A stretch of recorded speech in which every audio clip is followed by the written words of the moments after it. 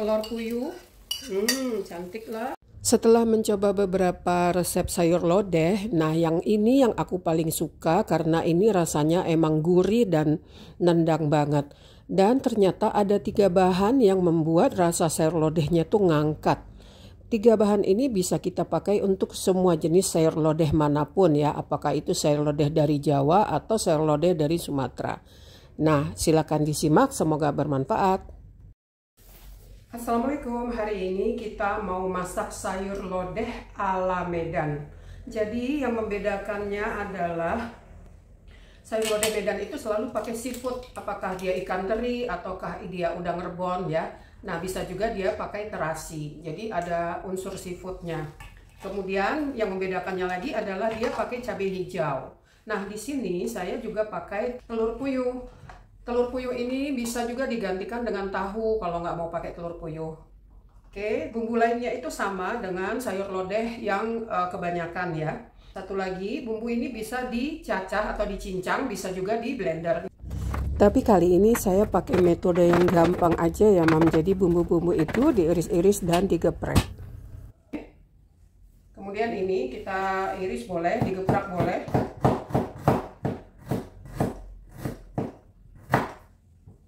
Ini digeprak aja ya. Nah, ini kita gongseng sebentar. Ini juga digongseng sebentar. Wangi pir. Jadi kalau pakai tahu itu ukuran yang segini tuh 500 juga sebutir. Jadi kadang-kadang kalau saya bosan pakai tahu, saya ganti telur puyuh lah, harganya hampir sama ya, 500 perak juga.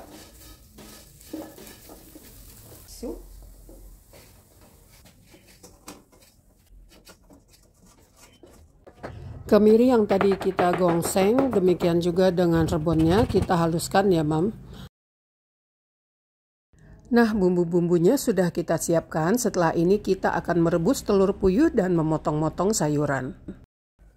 Nah, seperti tadi yang sudah saya janjikan di depan ya Mam, 3 bahan yang mempengaruhi rasa sayur lodeh menjadi enak itu adalah 1. Seafood. Kita boleh pakai salah satu dari yang 3 ini ya, rebon, ebi, atau teri nasi.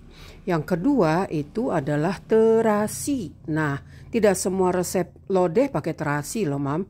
Kemudian yang ketiga ketumbar. Ketumbar ini juga nggak semua resep ya pakai ketumbar. So kalau 3-tiganya kita pakai, rasanya bakal maknyus. Kalau nggak mau pedas, bijinya dikeluarin ya. Caranya diremek-remek aja. Sambil di bawah air mengalir, itu akan membuat dia tidak pedas. Oke, kita lihat.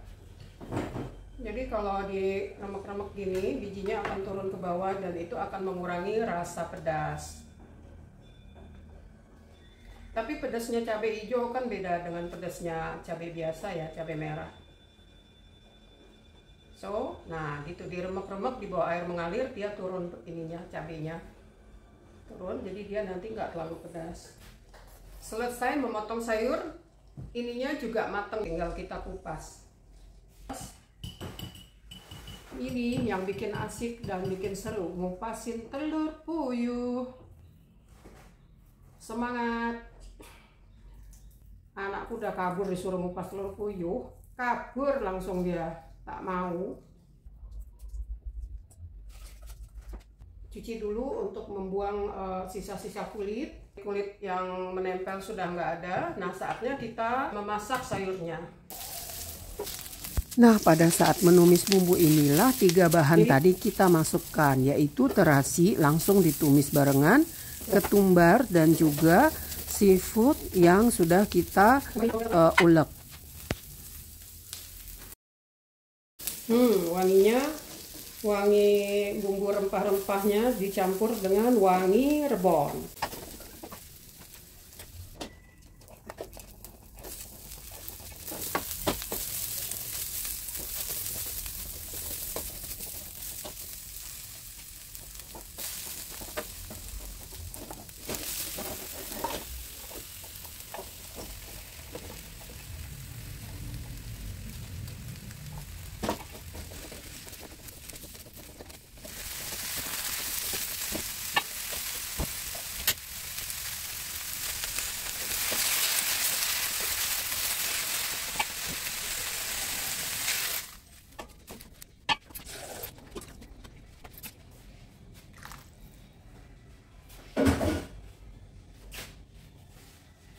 So ini airnya dikira-kira aja sampai kira-kira dia terendam ya sayurannya.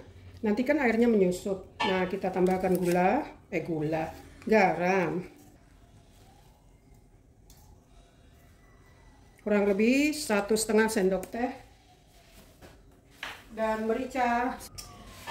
Di sini saya masih sisakan sedikit cabai hijau.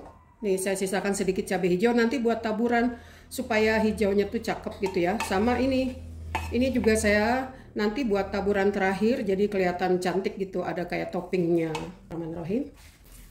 Udah cukup, garamnya sudah. Oke, tambahkan kaldu jamur, telur puyuh. Cantik lah warnanya.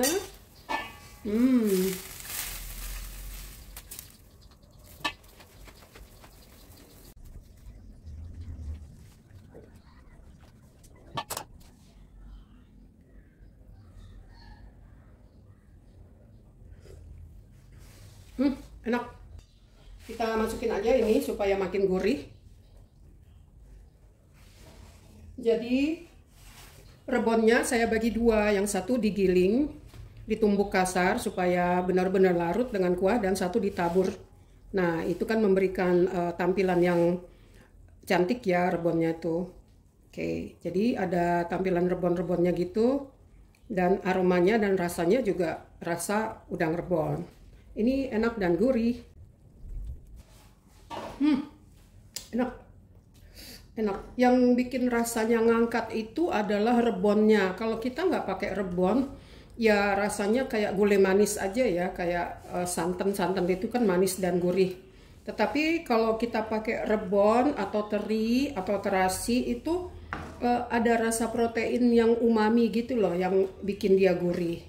Biasanya kalau di Medan ini temennya lontong sayur, tuh pagi-pagi pada makan lontong sayur. Nah ini bisa jadi kuahnya lontong sayur, tapi dimakan dengan nasi juga enak.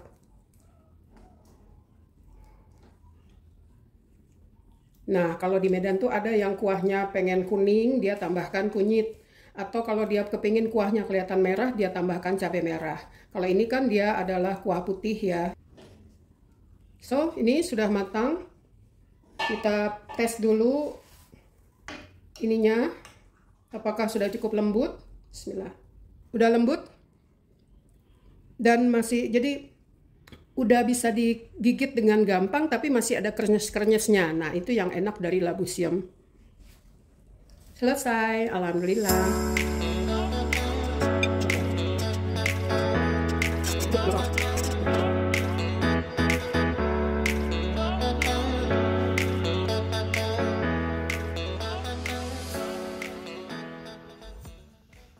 Bismillahirrahmanirrahim.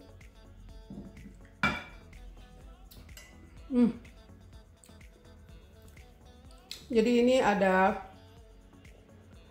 rasa umaminya atau gurihnya itu dari udang rebon, sama tadi saya tambahkan juga terasi sama ketumbar. Jadi gini, ada resep yang tidak pakai terasi dan ketumbar.